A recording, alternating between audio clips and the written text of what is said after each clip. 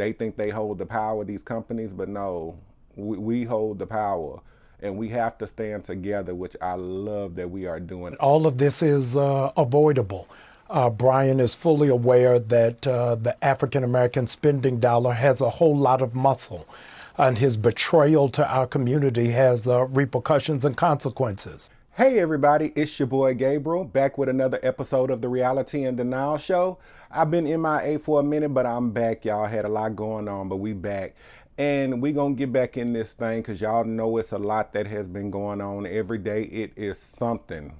It is just something with y'all president and every company that supports MAGA and their initiatives. So today we're gonna be talking about the Target boycott, y'all. Y'all, that boycott is working. I know the boycott was led by Pastor Jamal Bryant, and he was just in the news talking about the boycott and giving us updates and stuff like that, and giving the press and stuff updates. So I definitely agree with everything he said. I definitely agree that this boycott is working. We need to continue the boycott. We also need to project this boycott on other companies that strayed away from the DEI initiatives and things like that, as Pastor Jamal Bryant did point out. So y'all check out what Pastor Jamal Bryant said. Y'all let me know what y'all think about the boycott, because the black dollar is powerful. So y'all get in the comments, like, subscribe to the channel, and let me know what y'all think right quick. Check out the video. Blaming DEI, that's what one of America's biggest companies is doing, as Target reported a slump in sales. The CEO pointing fingers in part at what he called the reaction to the updates we shared on belonging in January. Now, that statement is according to CNBC. What the CEO is referring to was translated much more bluntly by one analyst who said, quote, Target is struggling after strategic missteps on DEI. And that is because people across the country have been boycotting the retail giant since March. And this is the man leading the growing effort. It is not because of tariffs. It is not because of the stock market. It is because of the power of black unification and the black dollar. $12 trillion in spending power is not anything that we should laugh at. That's Pastor Jamal Bryant of Atlanta, and he joins me now. And Pastor Bryant, I'm glad to have you back. When we first spoke, it was when you were in the very early days of this. And now here we are, the Target CEO saying he's not satisfied with the recent performance. He attributes it in part to the, quote, updates they shared on belonging. What's your response to that? That all of this is avoidable. Bryant is fully aware that the African American spending dollar has a whole lot of muscle, and his betrayal to our community has repercussions and consequences. As a consequence, the stock has plummeted, that valuation has gone down, and even his own salary has been slashed, all because he's been dishonorable and not integrous with the black community. So how long do you intend to continue this? Until something shifts. We've got staying power. We've got a model. The Montgomery bus boycott 70 years ago went 381 days. And our community is resolved and focused and intentional that we're not going to spend our dollars where we're not honored and where we're not appreciated. So other companies that have scaled back their DEI programs to varying degrees include Lowe's, McDonald's, Walmart, Amazon in some respects. So are you looking at expanding this beyond Target? Oh, no, we're very clear. Over 17 companies have walked away from diversity, equity, and inclusion. But we decided with resolve and intentionality that we were going to do one at a time. Target is the first, it is not the last. And another company is going to be coming on the radar in the next couple of weeks.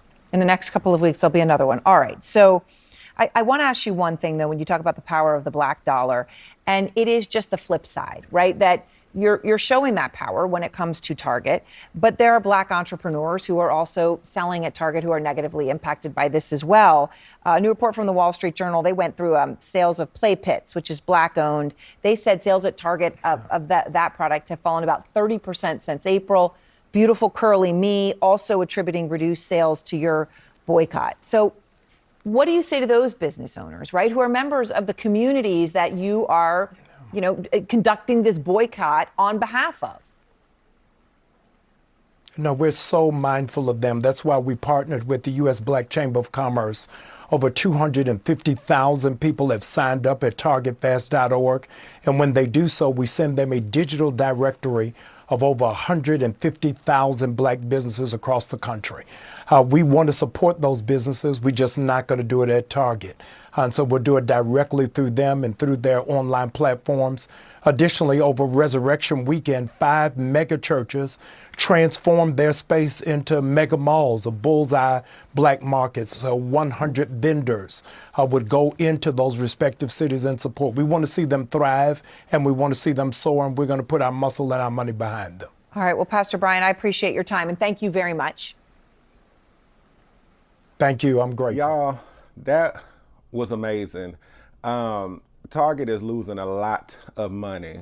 It's like you want to stray away. You think you know what you're doing with this black dollar, but baby, that black dollar is powerful. And like he said, there is nothing to laugh at. And like he brought up, the Montgomery bus boycott, it lasted 381 days, and we prepared to keep going and going as long as it takes. Also, I know when the boycott did start, the Target boycott, a lot of the people that had businesses were begging people to support them because they had signed a contract with Target.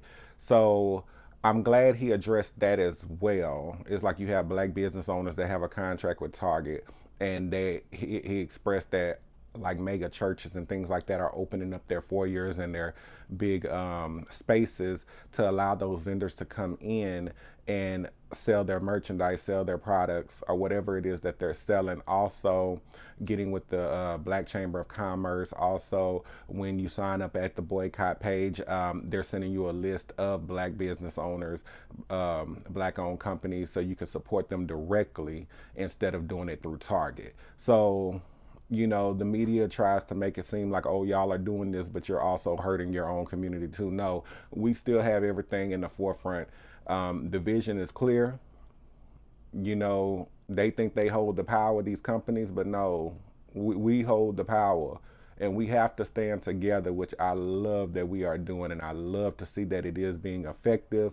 I love to see that the numbers are going down for Target. And it's just so funny that they're trying to blame everything besides what the real point of it is. You know, they're trying to blame it on the tariff. They're trying to blame it on just everything, just the stock market, just everything.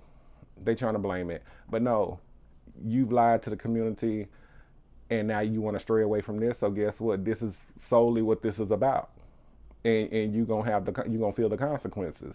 So y'all, let me know what y'all think. Do y'all agree with the boycott? Do y'all think it's working?